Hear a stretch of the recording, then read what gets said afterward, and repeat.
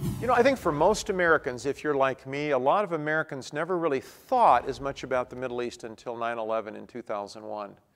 You know, most of us were just having, life here in America, and life was good. We're raising our families. We were going through our culture. And then all of a sudden, a bunch of stuff happened on 9/11, and everybody had their focus redirected toward the Middle East. And eventually, a lot of things began to happen there. We've been in a couple of wars, and now there's a lot of focus on the oil and all this stuff. And I think the average American, even a lot of Christians, are really tired of the Middle East. We're tired of it. We'd like to be energy independent. We don't want to have to deal with the problems in the Middle East, and so we'd like to just kind of move on. You know, I can certainly say that I understand that. What I want us to think about in this brief segment today is, why is the Middle East a problem? That's really a very important question for Christians to ask. And the reason that the Middle East is getting into our face is because God is getting our story, our focus reconnected to something that happened a long time ago. You know, as we look at the world today, we're in a mess down here, and we're in a mess in here because we left home a long time ago. We left the garden.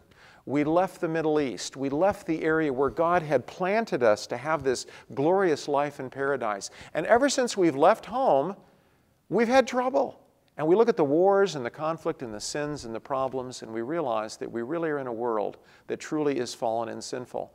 And so the reason that the Middle East is a problem is because God's getting our attention that He's going to solve the problem that started. You know, the problem that started in the Middle East is going to end in the Middle East. God loves to do things in big circles, and so He started in the Middle East, and He's going to end there. And the moment we as Christians begin to understand that the Middle East is important, it's part of God's love story, and the reason we're having trouble today is God is reminding us that He's not done there. And so for every Christian, we shouldn't be afraid of the Middle East. We shouldn't be wanting to run away from it. We should understand that God is speaking to us.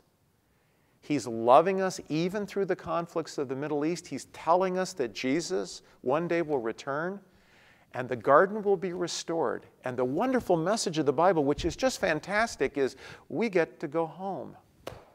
We get to go home and be with the Lord. And home is not America. Home is with the Lord and in His promised land. May Lord give us that confidence and that understanding of the Middle East that we can share with others in this very confusing hour.